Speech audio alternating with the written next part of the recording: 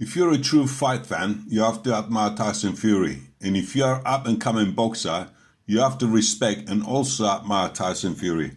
I personally have respect and take my hat to him for what he has achieved. Tyson Fury is an intelligent man. If you ever become a boxing champion and want to earn as much money as you can, take a leaf out of Tyson Fury's book.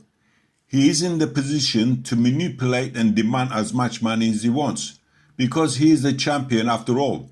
And if you want what he's got and you want to topple him, then it will cost you, as they say. And no matter what others say about Tyson Fury, he's 100% right what he's doing. It took years of hard work and sacrifice to get where he is now. And can't blame him going around trash talking to promote himself, just like Muhammad Ali did to sell tickets. And Tyson Fury is following that route when he trash talks. But much as I like Tyson Fury and is a good boxer, but not a great boxer, good boxer, he is not Muhammad Ali, Jack Dempsey, Mike Tyson, Sugar Ray Robinson, Rocky Marciano. These were the great boxers. But when you start to claim you are the baddest man on the planet and greatest boxer, it's open to debate and controversy. Baddest man on the planet. 7 billion people in the world, and I'm the toughest, baddest, hardest, ugliest, baddest man of all of them, of the 7 billion. So if there's 7 billion, half of them's got to be men. So 3.5 billion men out there, and under Queensberry rules, one-on-one, el mono, I'm the best of all of them. That's a lot. That's a lot to say. Okay, let's analyze this comment, and it's a huge claim, self-claiming as baddest man on planet. But when you make a comment such as that, there is no one in 7 billion people that can beat you, well, that is a big and bold statement. Okay, so let's break it down to see if this is true. You're a very good boxer, but not a great boxer.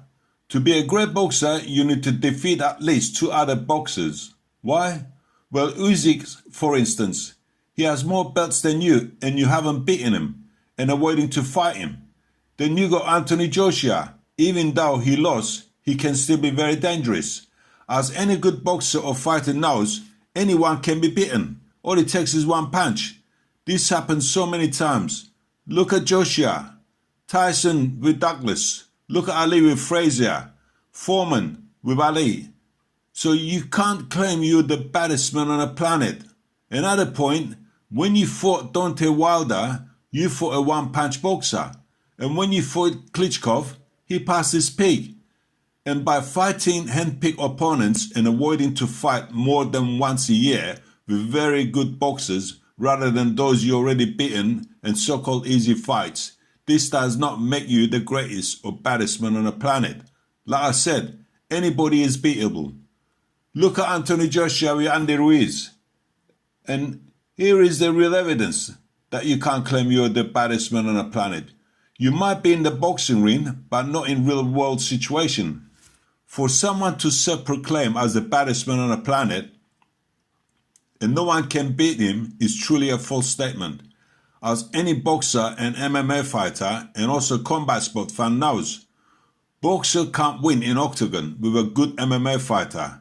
Same goes to a real good MMA fighter cannot win in boxing ring with real good boxer. Both have different rules. So to be the baddest man, you have to beat the best MMA fighter, Usyk, Joshua. Like I said, anybody can be beaten. To say or claim you're the baddest man on planet is not true. Let's take some examples. Many boxers try to fight full contact fighters and most got defeated. Watch some of the K1 or Pride fighters or many other full contact fighters. A full contact fighter who had boxing experience and good kicking abilities destroyed a boxer who had no kicking experience or MMA skills.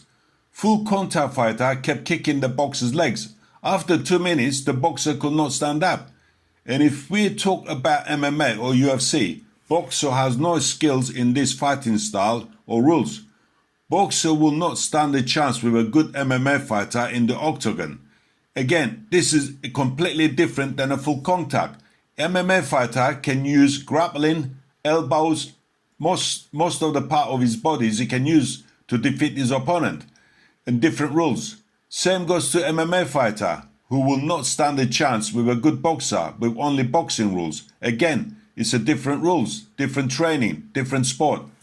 Sport of fighting changed a lot since Muhammad Ali tried to fight the karate man in 70s. MMA has evolved, but boxing is still the same. So who thinks Tyson Fury could have beaten in actual real fight with no rules, or in octagon, or even in a street fight? Forget the boxing ring, it has rules. Boxer is protected by rules. Against these three great MMA fighters, Fedor Emelianenko, Jon Jones, Francis Ngannou. So the final conclusion is, no one is a winner. Why? Different style fighting, different rules. But Tyson will beat them all in the ring easily. But in MMA style or no rules fighting, he has 30% chance. And my opinion is, and this is only my opinion, Tyson Fury is not the baddest man on planet, nor the best fighter on planet, and certainly not the greatest fighter ever or now, as he hasn't beaten Usyk, Joshua, these two boxers, and not fought 3 MMA fighters I mentioned earlier. So that is 5 persons already he hasn't beaten. Only person in history that held that crown as the baddest man on the planet was Mike Tyson at his peak. When somebody can come along and fight like Mike Tyson, which he would destroy everybody, then you can call yourself the baddest man on the planet. Until then, there's no one that is baddest man on the planet. Anybody can be beaten. Even Mike Tyson got beat. So what do you think?